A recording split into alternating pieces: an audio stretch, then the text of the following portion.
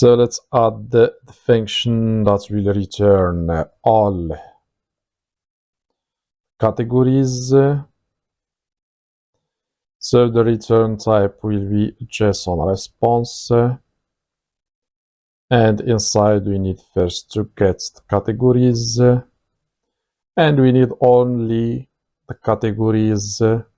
So no need to return all the categories. So we need only the categories that has tasks, and we get all of them. Okay.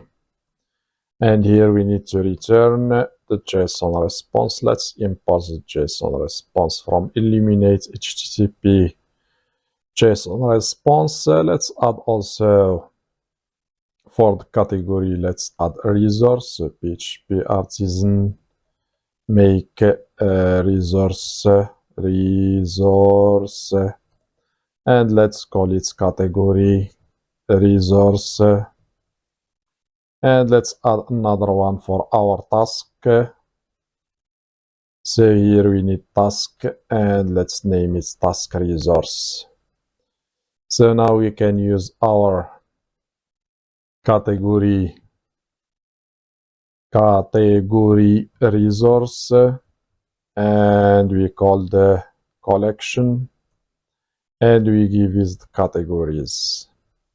Okay. So let's import so we need to import the model. And here, so we have type, so sorry, the type is not JSON response. So I have changed it from JSON response to JSON resource. So I wanted before to return JSON response, but now I have added the resource. So the return type now is JSON resource. So let's remove the JSON input. And now we can use JSON resource. You can import it from eliminate HTTP resources JSON resource. Okay. And save. And let's add a command here. And here get all the categories. And you can update the category resource if you want to return only some fields, but we have only one field, which is the name, so no need to change the category resource, so we can keep it as it is because we have only one field.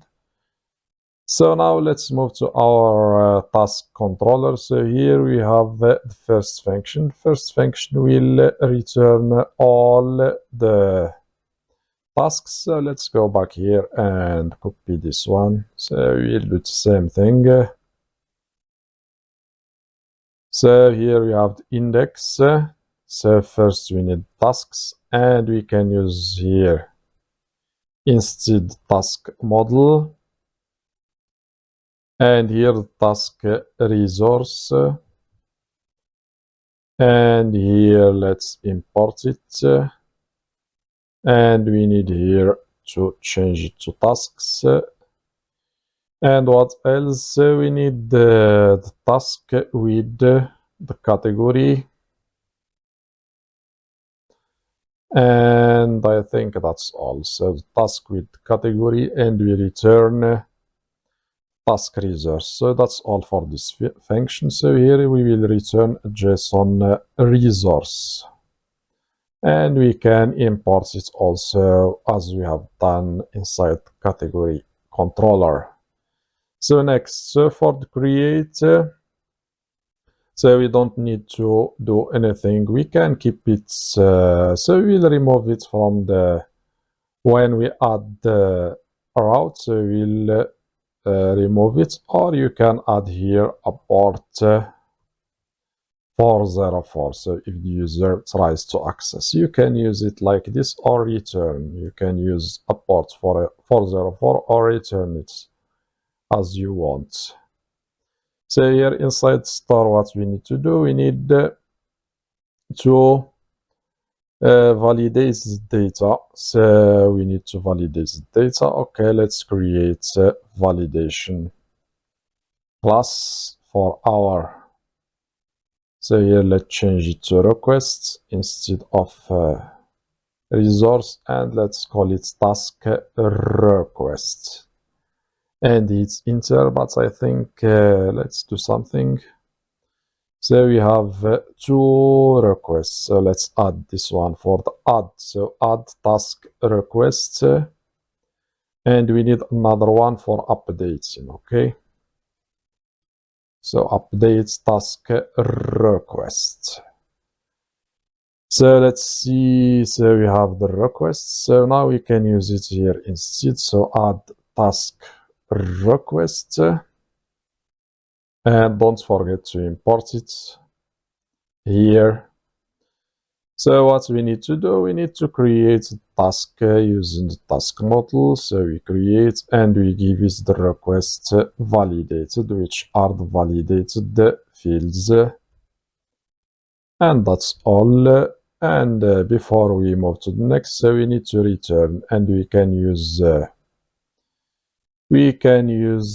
return, and here we can define a variable which is task, which is the task that has been created, and we can return it here using the make, and instead of tasks we can use only task. We are returning only one. So next what we have show. So show will return. So we'll return task. We can use the same thing, task resource and make and task.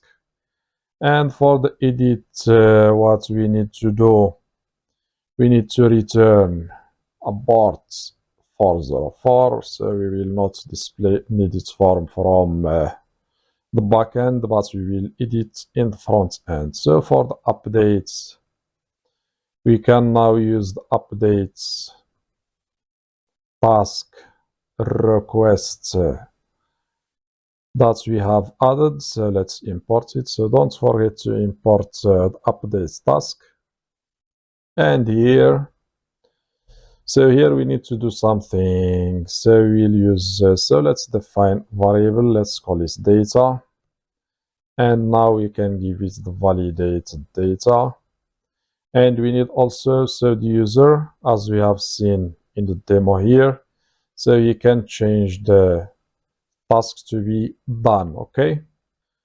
And I have closed the projects that we have seen in the demo. That's why we don't have here any results. So this is not an error, just I have closed the project. So as I said here, we have the data, so we can receive, as I said, also the done, which means that the user can make it done, and we can use the request done to receive it. Okay, so we have a request done, and finally we can use the task that we have here, and we call update, and we give it the data. Okay. And now we have updated our task and we have returned our task, okay? So next what we need the delete or the destroy. So here we can delete our task and let's call the delete method, and the delete method doesn't take anything. And we return, instead of this task resource, so we can return a response, and we use JSON, and inside we have a message, and we can tell our user that your task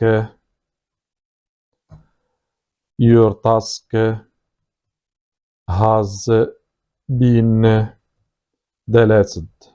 Okay, so what else we need?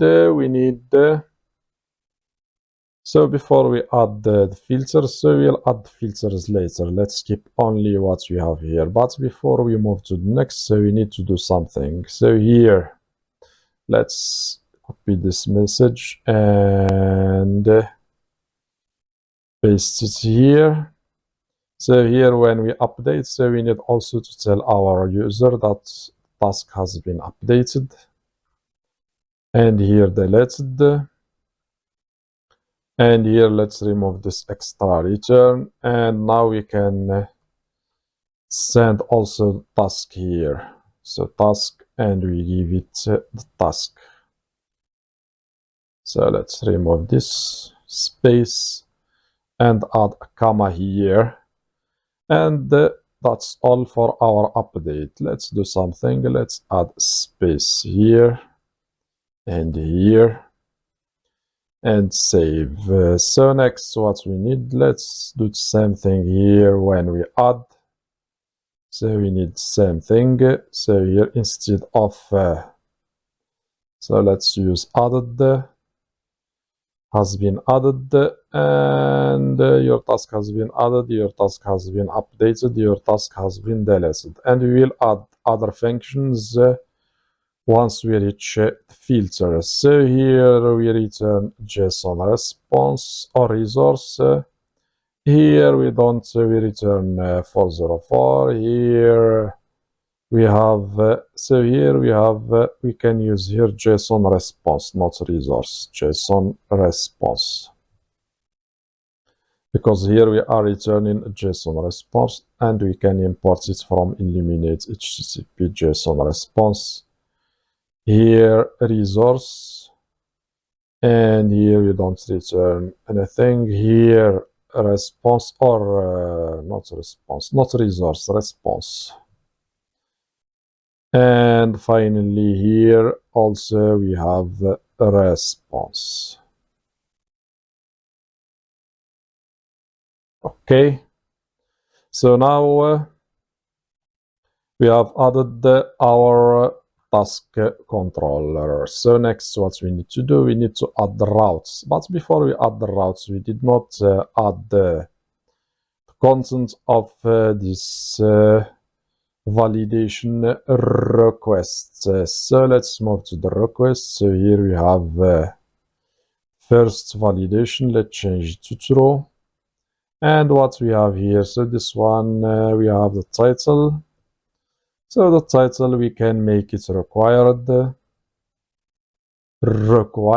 and what else? So what else? So we can make it also unique if you want, and unique, and we give it a table which is tasks, and we have also the body, but we need also to do something. Let's add the max 255, so the user cannot enter a long text for the title, and we need also the body to be required, and let's give it max of 1000, and I think that's also here required, and here also required max max 1000, and we need also the category ID, and category ID also needs to be required, and we can use also exists inside category table, and we need ID which is the field. Okay, so next what we have, so we need to move, so we can change also here the message if you want. So let's add here a public function messages, and also it will return an array, and here inside let's return the array. So when the category ID is required, so no need to display to the user that category ID, so we can tell him please choose a category, because default message from Laravel will be category ID field required. Okay, and let's add here semicolon, and I think that's all. So we can do the same thing for our, let's go to our updates. So here inside updates task requests, let's change it to true. And what else we have? So we can add same roles. So we have the return, let's remove it. So we have what else we have? We have the category, we have the title, the body, and category ID. And since here the title is unique, so we need to do something. So we need to add the field that we want to be unique, and we need to concatenate it with this task ID. So when the user updates and keep the same title, so the updates can pass. If we don't do that, so we get an error. So we need to use unique and name of the table and name of the field, and we concatenate it with the ID. So now we are done, but we need also to add same thing here. If we don't have category ID, so we need to display the message, please choose a category. So that's all. So next what we need to add the routes. So the routes, we need to add them inside our API.php.